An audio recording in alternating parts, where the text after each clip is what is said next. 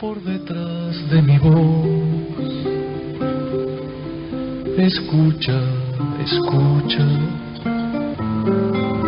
otra voz canta. Haciendo memoria. Espacio Crisol, Asociación de Expresos Políticos. Conducen Nidia López y Valdemar Taroco. Dicen que no están muertos, escúchalos, escucha, mientras se alza la voz que los recuerda y canta. Escucha, escucha. Muy buenos días, estamos comenzando un nuevo programa de Crisol, Haciendo Memoria. Este programa también se puede escuchar por www.radionacional.com.uy, por TuneIn y por www.radios.com.uy.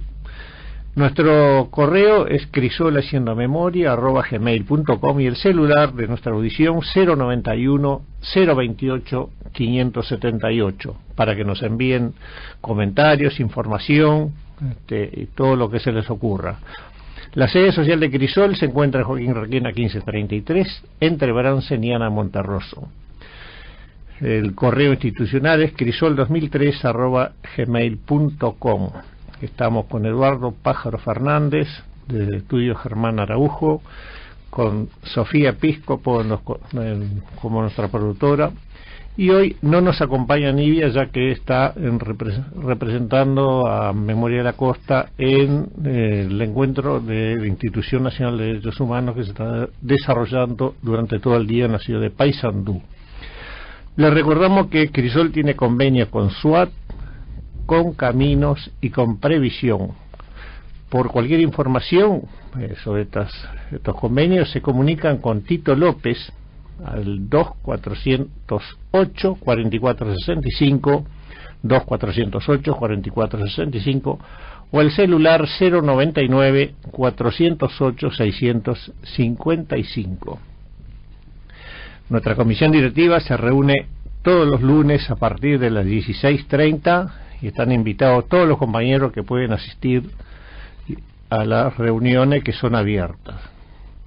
También se continúan las actividades todos los martes a las 16:30 a 18 horas, movimiento armónico y danza saludable con Clara Piris, como decimos, para todos los compañeros les vendría muy bien moverse un poco, descontracturarse. No se necesita estar bien físicamente ni saber bailar, nada de eso. Por cualquier información se comunican con el celular de Clara Piris 099 664 743, que es para hombres y mujeres de todas las edades. Después a partir de las 18, el mismo día, continúa el taller literario con Luis Massi todos los martes a las 18 horas. Como siempre preguntamos qué pasó con el comando Barneys, que no hay ninguna información, que pasó con el CIAP, como que está encajonado parece todo eso, las investigaciones no avanzan, como todos los juicios tampoco avanzan. Sobre Ferro no sabemos nada todavía en este momento, ¿no? ¿Dónde está? ¿Dónde anda? ¿No? Bueno, le decíamos que nuestra compañera se encuentra en Paysandú porque hoy se está desarrollando la Asamblea Nacional de la Institución Nacional de Derechos Humanos, la Asamblea Anual, donde participan todas las organizaciones sociales de derechos humanos, ¿no? Otra información, el sábado 18, o sea mañana, sábado 18 de agosto a las 15 horas, la Comisión Memorias de la Tablada convoca a la recordación, digamos, un recordatorio a Luis Arigó, Óscar Baliñas y Óscar Tassino, desaparecidos, habiendo estado detenidos ahí en la Tablada, ¿no? Un centro de exterminio que hubo, de tortura, de donde desaparecieron varios compañeros. Esto es en Camino Melilla 6227 entre Luis Eduardo Pérez y Antonio Rubio, en la zona de Melilla, cerca de la ruta nacional número 5, ¿no? También el sábado 18 se presenta el libro de Chela Fontora, sigue recorriendo, andando camino, la llama no se apaga, sigue encendida esa llama y esperemos que siga por muchos años más. Chela se va a Salinas a las 17 horas, sigue en Ajupenco, de Salinas, que queda en la calle Río de la Plata y Mamboretá, donde va a estar Chela, por supuesto, va a hablar otro compañero, Manuel Abraham, y José Olivera, en representación de los compañeros ahí de Salinas, de la organización Julio Castro, y también integra la Comisión de Fusilado de Soca, ¿no? Sí, otro homenaje, el 21 de agosto, se homenajea a Elisa de Lepiani de Michelini, quien fuera esposa de Michelini, de Salvador Michelini, a las 17:30 en la Junta Departamental de Montevideo, en 25 de mayo, 629, esto es a las 17:30. El 23 de agosto se coloca una placa en la Casa del Pueblo, a 34 años de la recuperación de la Casa del Pueblo, que es en calle Soriano, ¿no? Bueno, el día 30 se viene el jueves de la semana próxima, Día Internacional del Detenido, de la otra semana, el 30, Día Internacional del Detenido Desaparecido.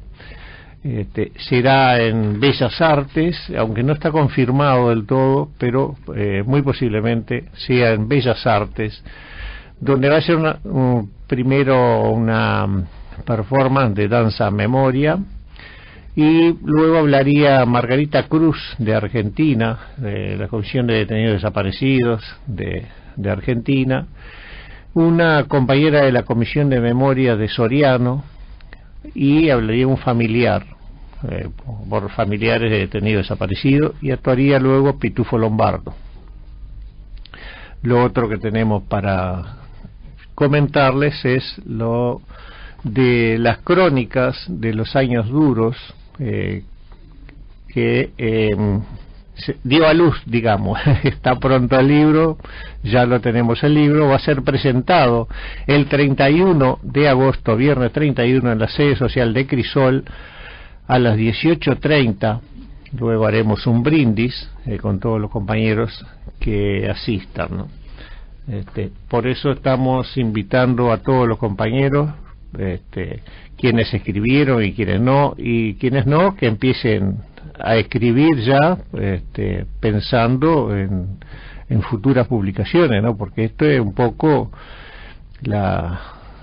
el inicio, nuestra idea que sea el primer capítulo de muchos más.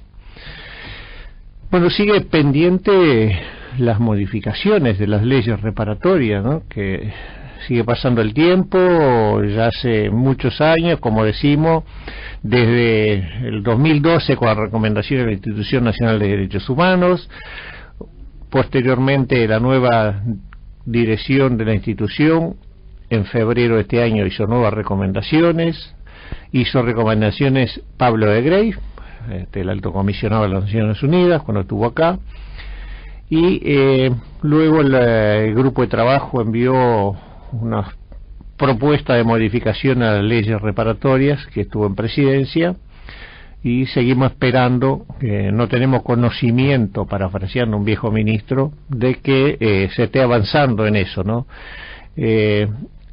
Normas que tienen, digamos, el propósito, decimos, de dignificar y humanizar nuestra sociedad, ¿no? Se sabe que los Estados tienen la obligación de respetar los derechos humanos de las personas y además sancionar a los responsables, ¿no? Que en este país va muy lentísimo todo eso.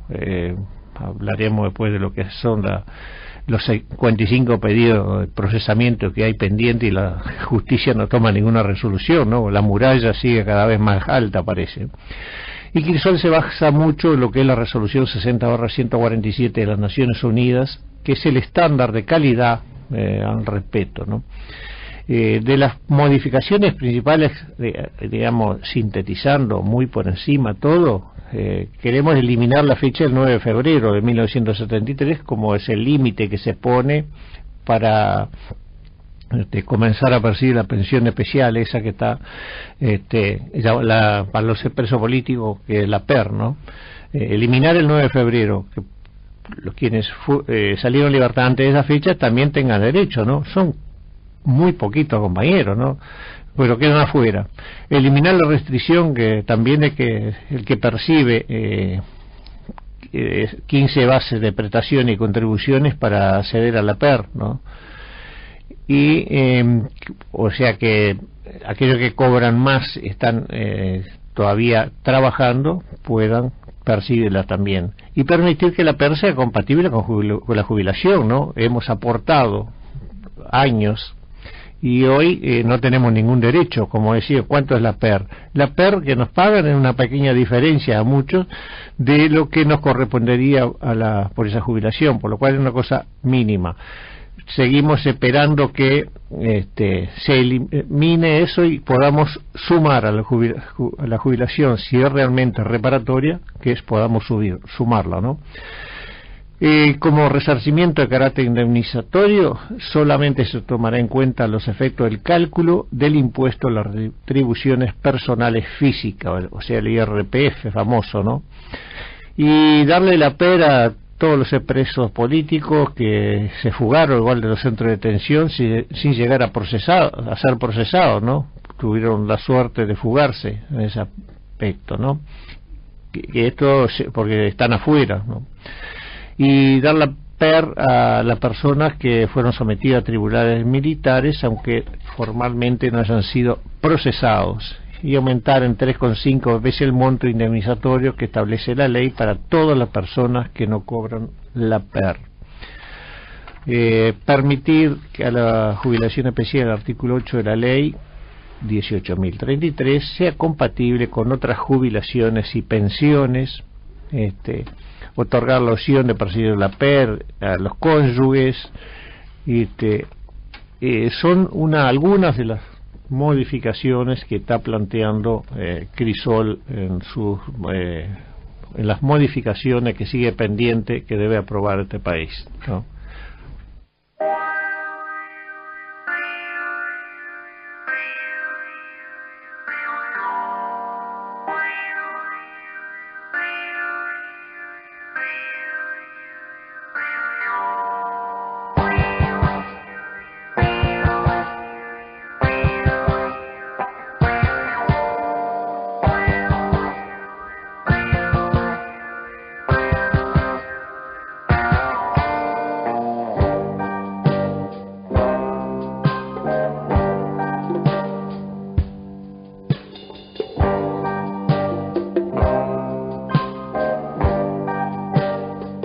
Dejaban la casa abierta,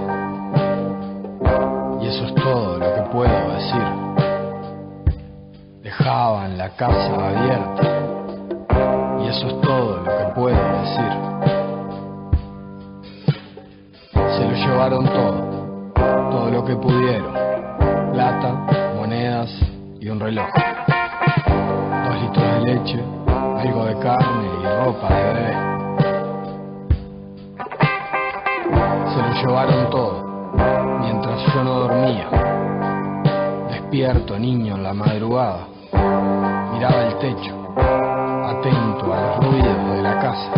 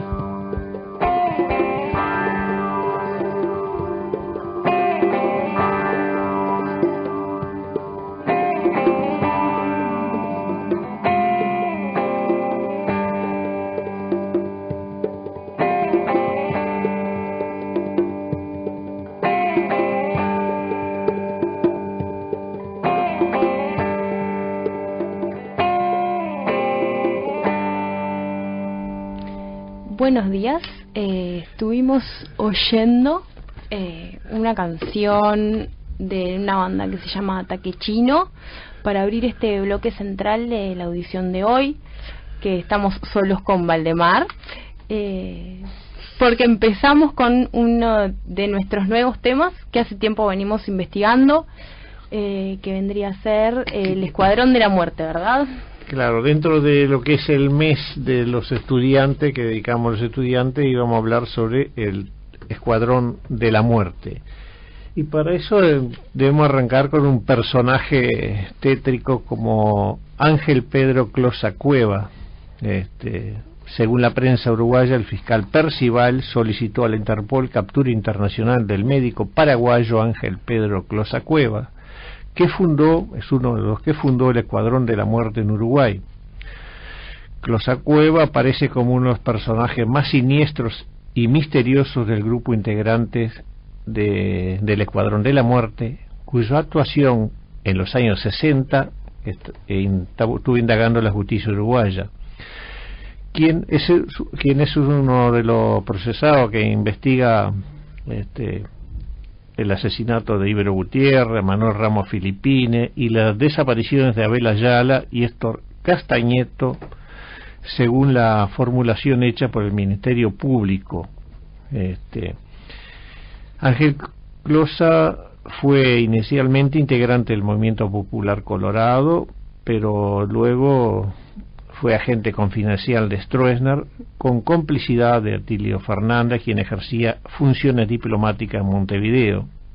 Posteriormente fue agente de inteligencia vinculado a la policía uruguaya.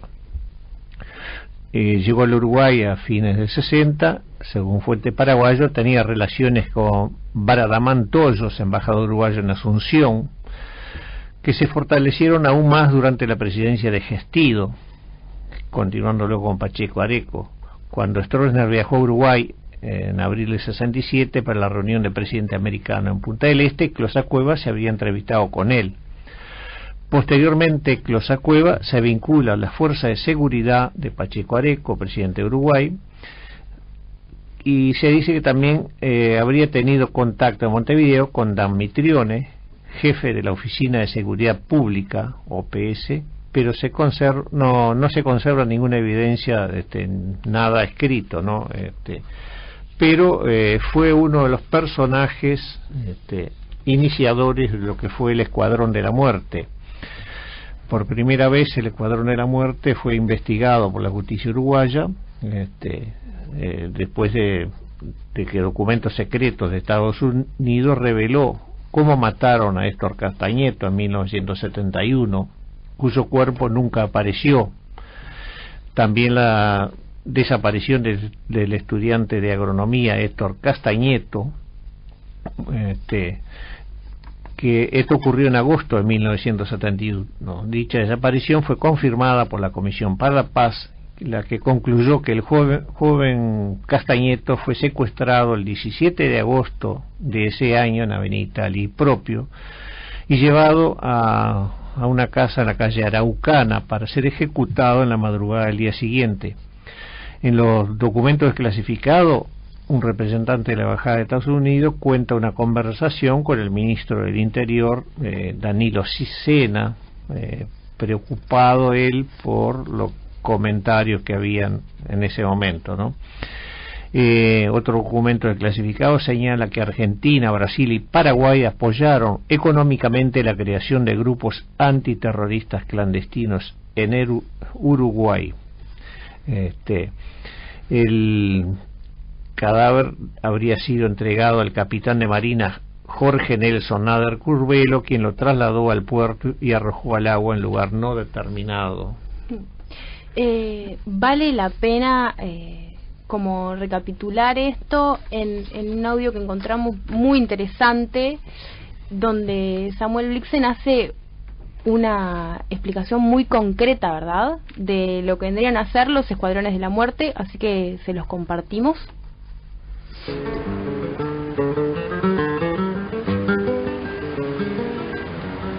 Los Escuadrones de la Muerte son estructuras paramilitares y parapoliciales clandestinas históricamente son herramientas de gobiernos autoritarios, gobiernos de derecha, que pretenden con la formación de estos escuadrones permitir que se haga un trabajo sucio, y cuando digo trabajo sucio es torturar, secuestrar, hacer atentados, matar, sin que el gobierno, el aparato institucional, quede comprometido con esas acciones.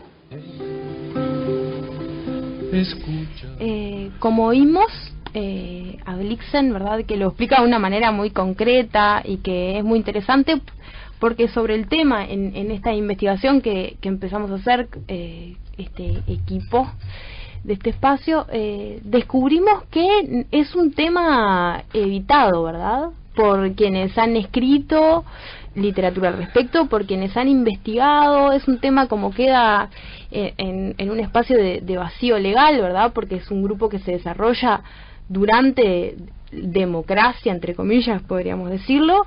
Es un espacio al que nadie se atreve a entrarle demasiado, también por los implicados que nos va a comentar Valdemar ahora a continuación, que hay muchos nombres civiles, ¿verdad? Esa era como la mayor característica de estos espacios. Entonces quedan en un espacio donde nadie se anima, o donde nadie se anima a investigar demasiado, ¿verdad? Y mucho de lo que escriben y sacan muchas publicaciones pasan por arriba un poco, ¿no? Apenas lo mencionan, ¿no?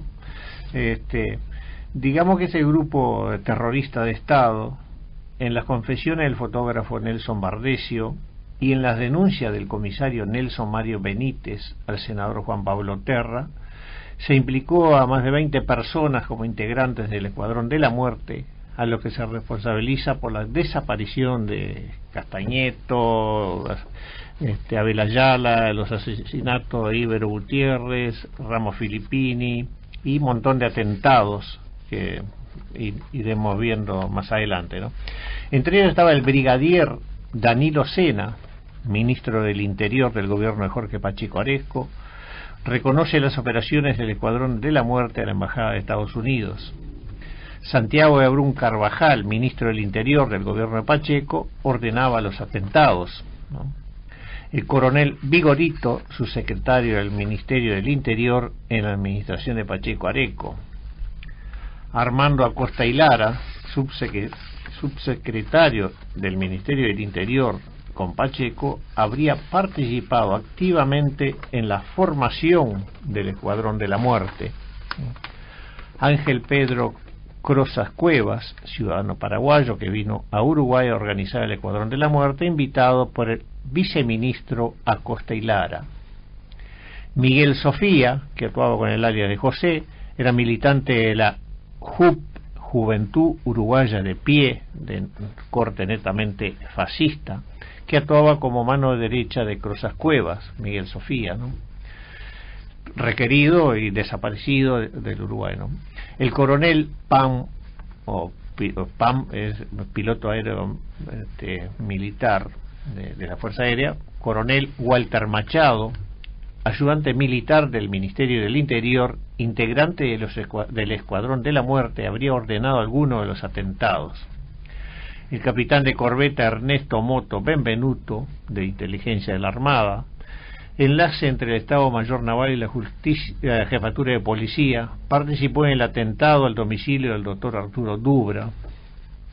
El inspector Pedro Fleitas, integrante del escuadrón, nexo con el coronel Machado.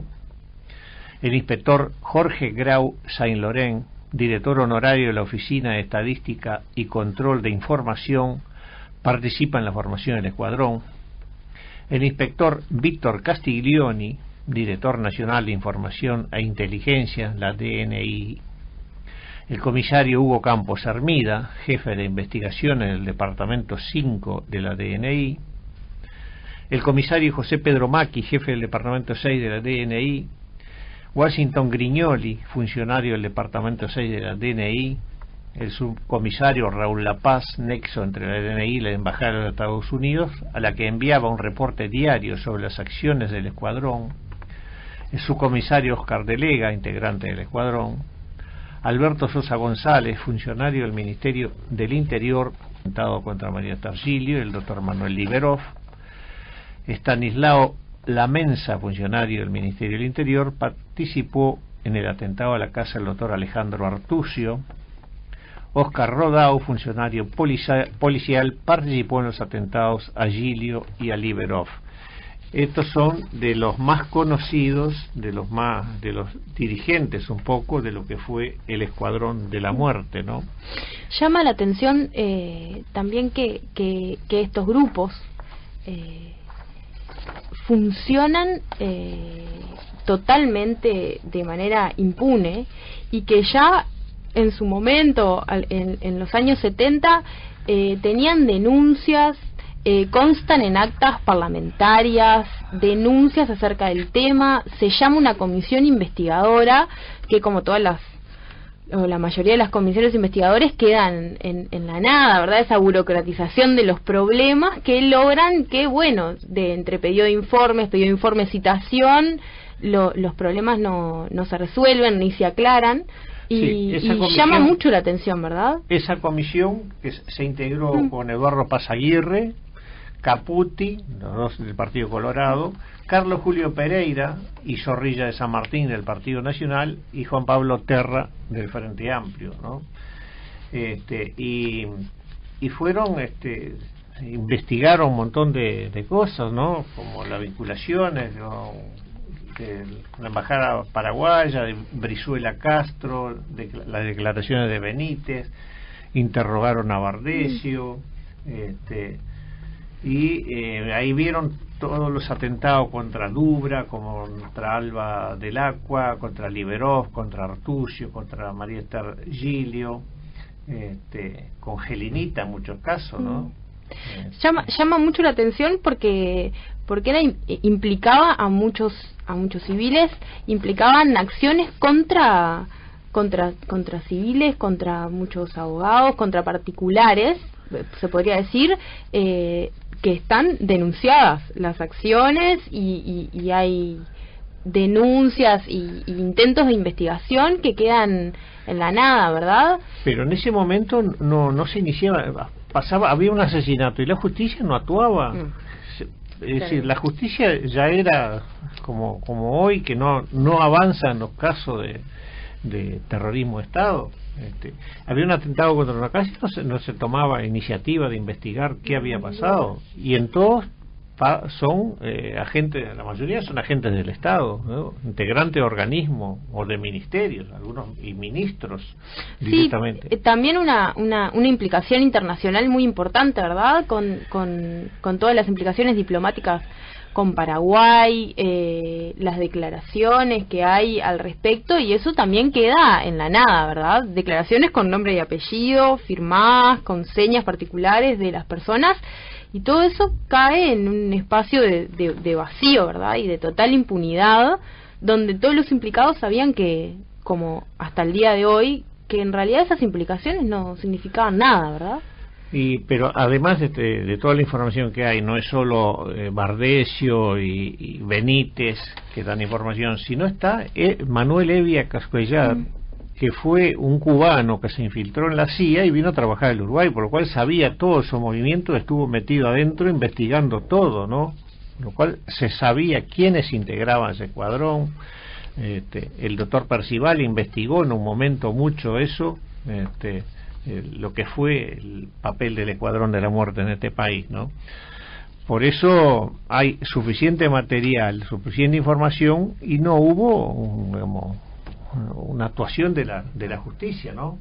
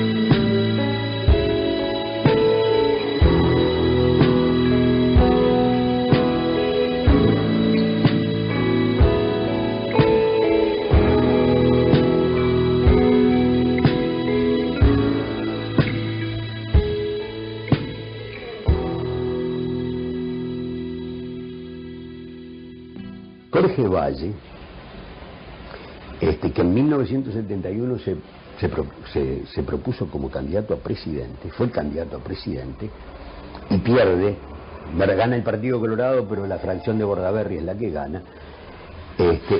Jorge Valle, después de las elecciones, tuvo una conversación con funcionarios de la Embajada de Estados Unidos y les dijo que desgraciadamente al perder él no tuvo oportunidad de ejecutar un plan suyo que, decía él, iba a pacificar al país, que tenía un plan político para pacificar el país. Y le dice a los diplomáticos de la Embajada de Estados Unidos, y bueno, ahora ya no es posible, de modo que la única solución es operar y actuar como actúa la guerrilla, es decir, en forma clandestina. Esas afirmaciones de Jorge Valle en enero de 1972 fueron informadas por el embajador de Estados Unidos, Charles Adair, al Departamento de Estado, ¿verdad? Es decir, al secretario de Estado de Estados Unidos.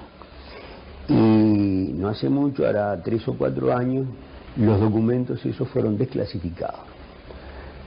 Perdieron el carácter de secreto, fueron difundidos y por lo tanto nosotros pudimos conocer cuáles eran las opiniones de Jorge Valle sobre los escuadrones de la muerte. Lo interesante es que Jorge Valle proponía multiplicar los escuadrones de la muerte para combatir a la guerrilla.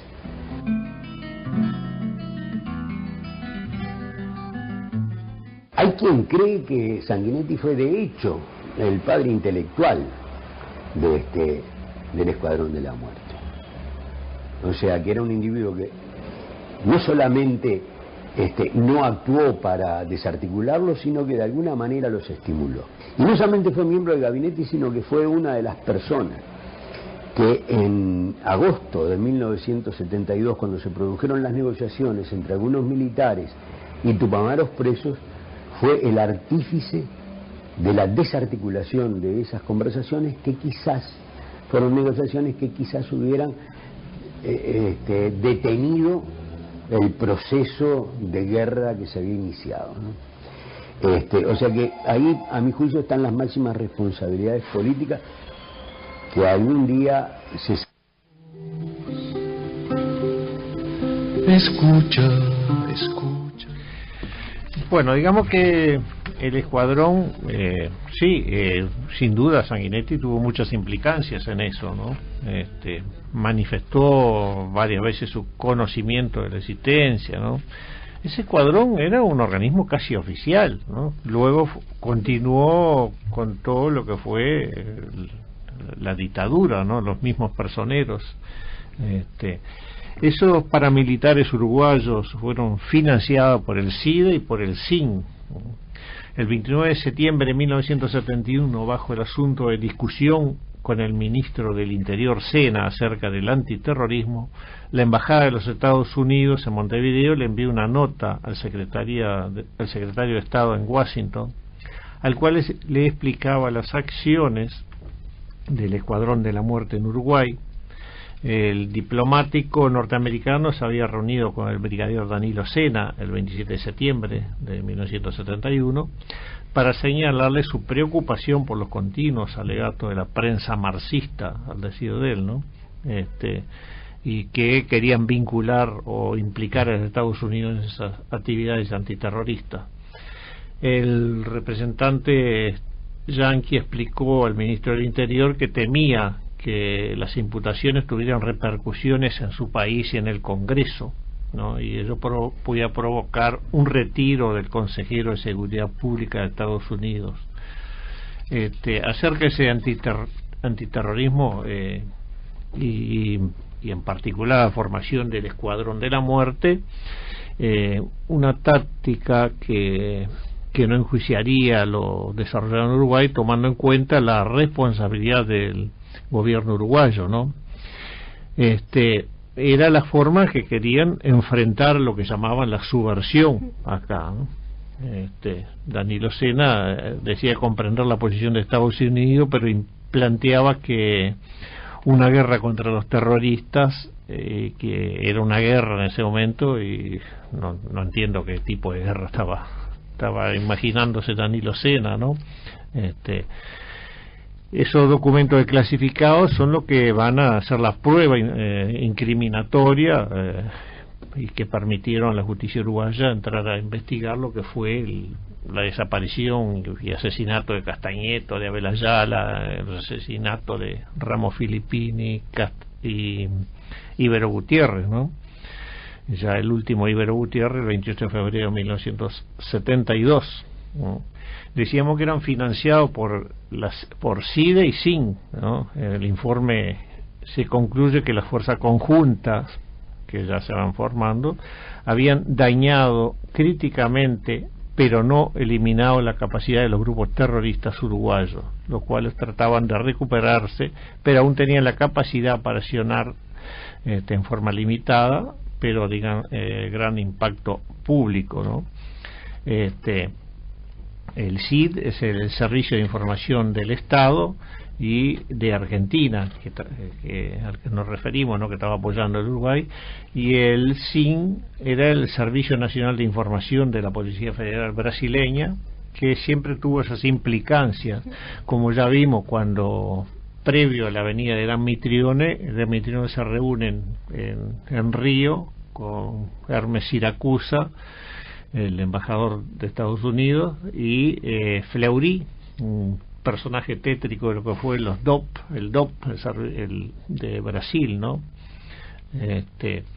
Luego se va acá, eso va a seguir profundizándose, lo que fue Escuadrón de la Muerte se va transformando, muchos de esos personeros en los futuros dictadores, ¿no? Esos personajes, todo el servicio de información e inteligencia, y no hemos avanzado nada en las investigaciones en cuanto a las causas, ¿no? No, y estamos hablando, volvemos a lo mismo, pero me parece que es algo muy representativo, y es que era semejante y es semejante la impunidad de este grupo y de la mayoría de las acciones que acontecieron previa, durante y post dictadura, que en realidad consta en actas parlamentarias, en comisiones de investigación. Hay documentos firmados y sellados por actores del Estado uruguayo, ¿verdad? Representantes, senadores, diputados. Hay denuncias públicas que han salido en prensa, que están en archivo, y lo cual significa, habla de eso, ¿no? De una impunidad tan grande que no es necesario esconderlo, no tiene que ser un secreto. De hecho, por ejemplo, una declaración que me parece muy interesante, es una declaración de Ferreira Aldunate de 1972, donde él comienza su declaración diciendo: todos sabemos que hay un escuadrón de la muerte que asesina gente, todos sabemos quiénes lo dirigen y quiénes son. O sea, habla de un conocimiento muy importante de todos los actores del Estado. Entonces estamos hablando de acciones ocurridas en democracia, podría decirse, y que están fuera... Esa llamada democracia, que en realidad fue una actuación ilegítima por parte del Estado, ¿no? Claro, pero de todos modos oficialmente oficiado como una democracia. Entonces son acciones que perfectamente podrían ser punidas, condenadas. Existen causas en torno a este tipo de acciones, causa en torno a Castañeto y etcétera, etcétera, que son causas que quedaron en la nada, ¿verdad? No hubo necesidad ni siquiera de desestimarlas, están archivadas. Sí, como la gran mayoría de las causas, ¿no? Porque tenemos una justicia uruguaya que levantó esa muralla que inició Ruibal Pino, y hoy con los integrantes, con María Elena Martínez Rosso al frente, con Chediak y Eduardo Turel, conforman la mayoría de la Suprema Corte de Justicia, y siguen sosteniendo que no son delitos de lesa humanidad todos esos delitos que se cometieron de violación, robo, desaparición, robo de niños, todo eso, como que quieren argumentar que prescribieron, cuando toda la normativa de derechos humanos a nivel internacional sostiene lo contrario. Acá vamos a contrapelo. Y ya en esa época, cuando todo el escuadrón también la justicia miraba por otro lado, ¿no? Con todos esos atentados que han habido, ¿no? Se sabe que los brasileños ya asesoraban, aconsejaban y entrenaban oficiales de la policía y del ejército uruguayo, ¿no? Que estaban involucrados en muertes de miembros sospechosos de que integraran la guerrilla, ¿no? O que fueran, como dicen, terroristas de la izquierda radical, como la afirman, ¿no? Pero también estaba lo que era la Escuela de las Américas, que funcionaba en Centroamérica, ¿no? En Panamá. Ahí fueron a entrenarse muchos de los militares luego golpistas de este país, ¿no? Sí, también estaban nuestro intercambio con Argentina, ¿verdad? También en esos cruces de funcionarios del Estado hacia Argentina con documentos legítimos o falsos en pos de esos cursos y asesoramientos, ¿verdad? Sí, que iban a Argentina los miembros del gobierno y iban con documentos falsos, se hacían documentos, se la sacaba la foto en el estudio Bardesio, se hacían los documentos y iban con documentos falsos ya ahí, ¿no? Por eso es un tema largo que habría que seguir profundizando. Esperemos que el fiscal Percival, quien tiene mucho conocimiento, quien ha hecho las mejores investigaciones sobre lo que es el Escuadrón de la Muerte, tome mucha fuerza y muchas ganas de impulsar eso. Ya está requiriendo uno como Miguel Sofía, ¿no? Está requerido. Y hay pendiente algo así como 55 pedidos de procesamiento por parte de fiscales, muchos de ellos por Ana María Telechea, que ya se jubiló hace más de un año, ya hace un año más o menos que se jubiló y sigue pendiente sin que la justicia tome cartas y tome resoluciones en ese caso, ¿no? Bueno, nos vamos despidiendo. Hoy nos acompañó Sofía, y vamos a tener algún acompañante para el próximo viernes también, ¿no? Va a seguir creciendo el equipo. Bienvenido. Bueno, hasta el viernes que viene nos estamos oyendo. Nos despedimos por Verdad, Memoria, Justicia, Reparación y nunca más terrorismo de Estado. Gracias. Por detrás de mi voz, escucha, escucha, otra voz canta.